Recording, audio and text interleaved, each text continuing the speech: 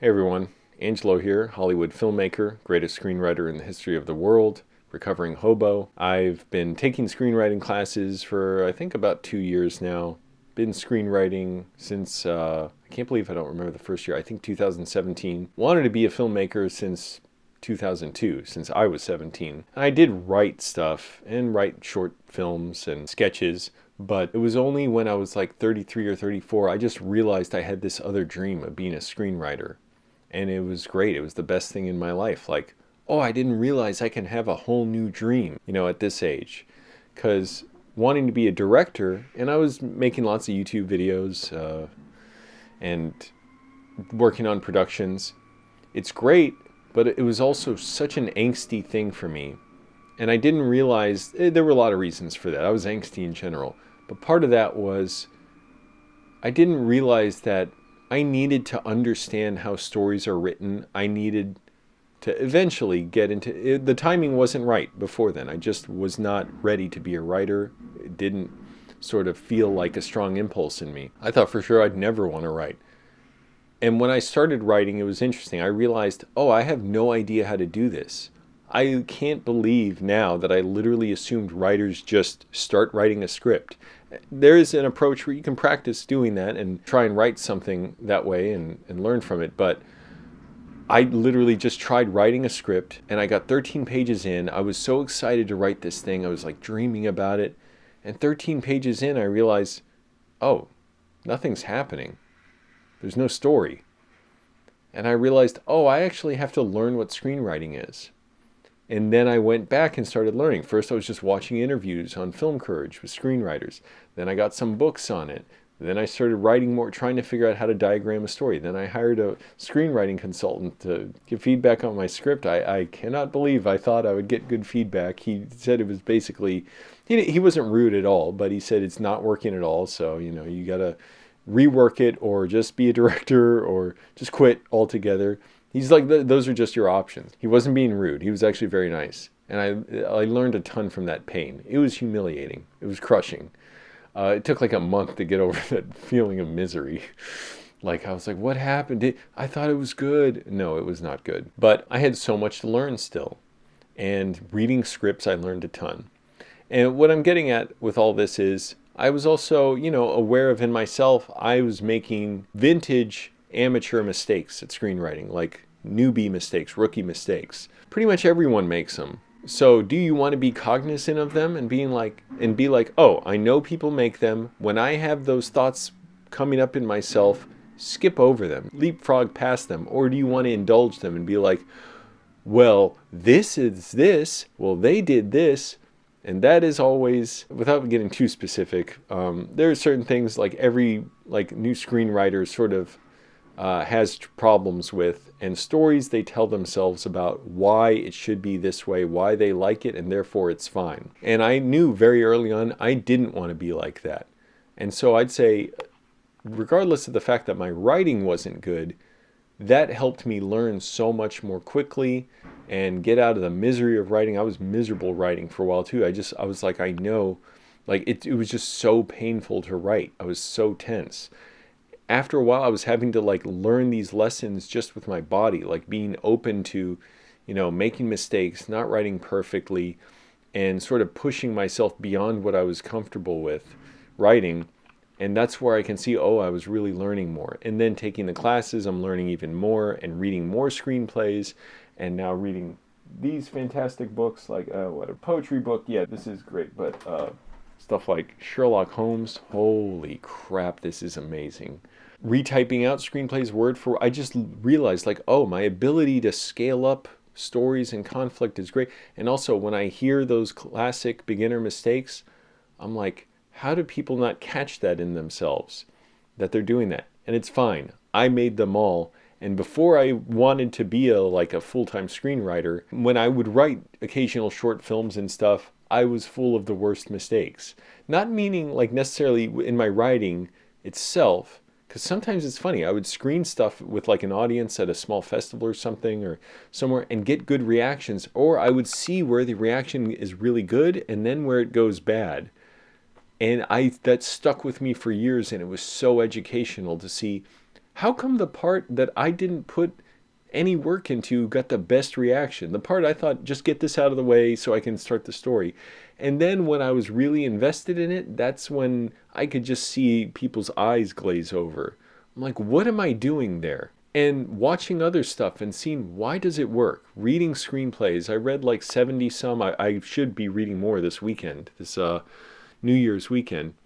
And realizing I was learning so much from reading those and what they're doing and retyping out my favorite screenplays word for word. Those were transformative. But I made this video because I've thought about this for a while. I want to say screenwriters' biggest problem is themselves. Their biggest obstacle is themselves. The stories they tell themselves of, well, but I like this. I think this should be this. Oh, well, I wanted to write this. Everyone has excuses for why they write what they write. And I'm not saying it means the person on the other end giving you feedback is right. You may both be wrong in that you're taking the wrong approach. You're not exploring ways to really test what you're writing and your approach to problem solving in writing.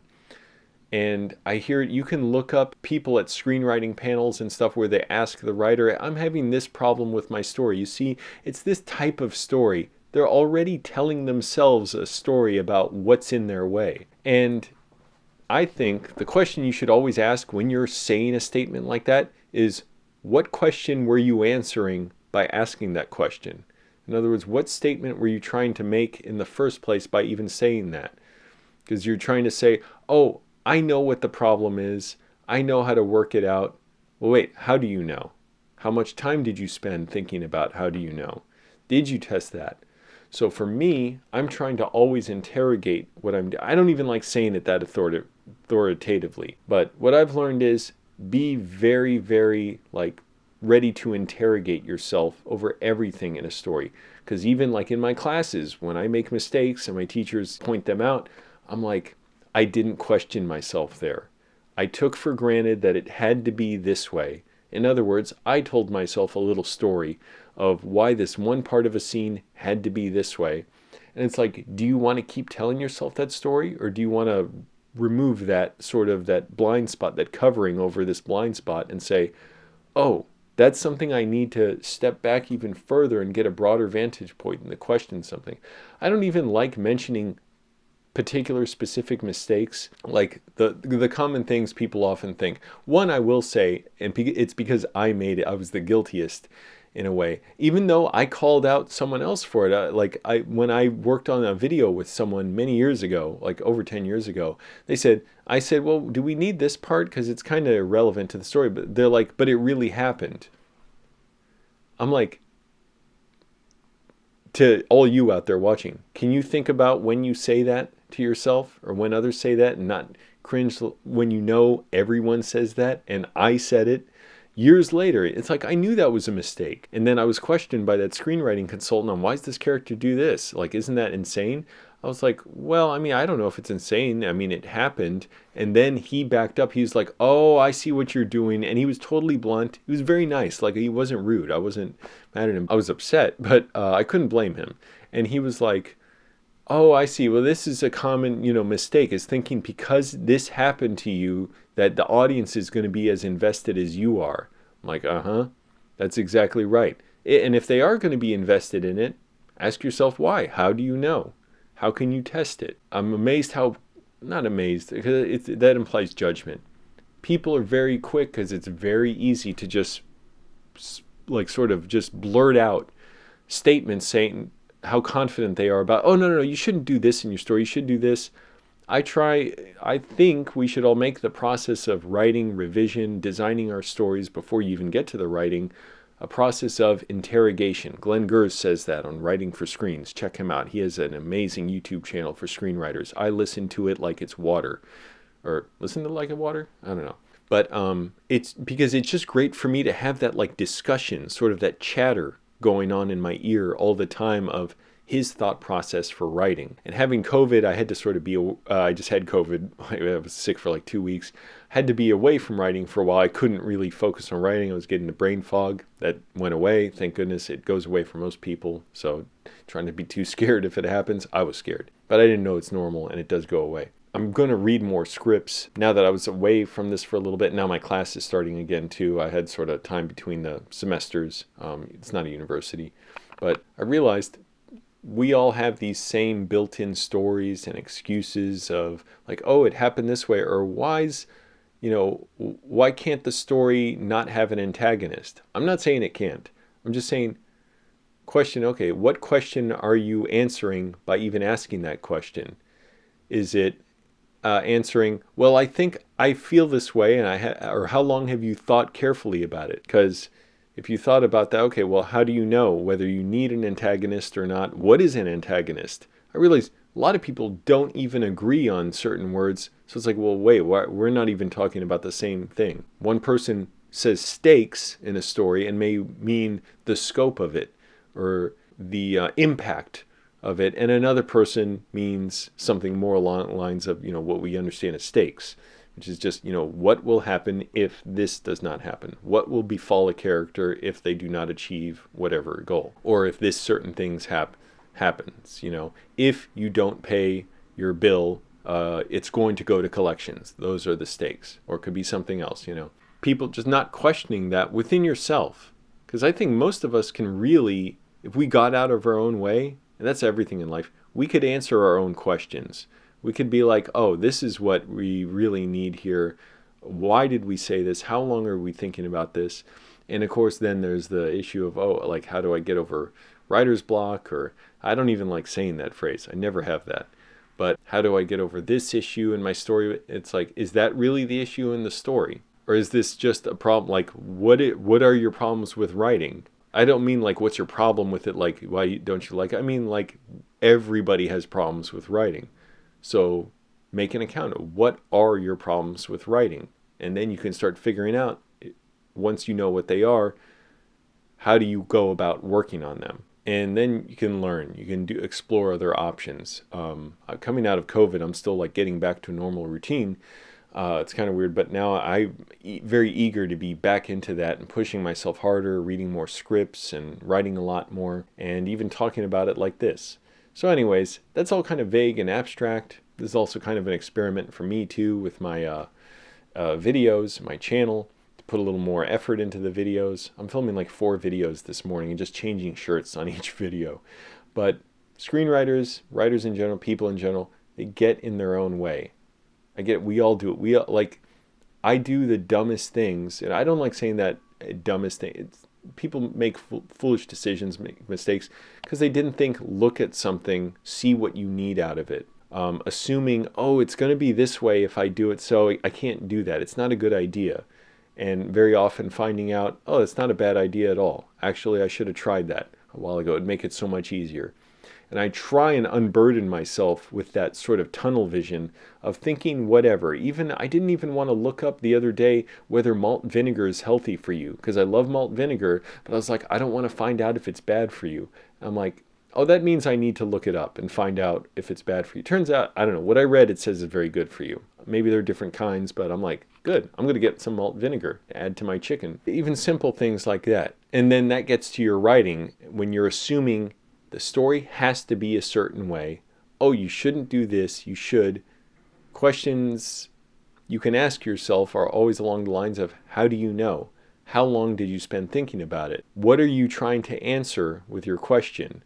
By asking that question, like, what need are you fulfilling with that? Are you just trying to tell yourself a story of why it has to be a certain way, in which case you're closing yourself off to options for exploring how to fix problems in your story? And what are the problems? How do you decide what's a problem or not? Hopefully, if you see it like me, you're asking lots of questions as you go through this. Or you'll go through the pain I did of lots and lots of tension and misery, and I would stay up late, forcing myself to write, grinding my teeth so much. I got TMJ in my jaw. It hurt my jaw and ears.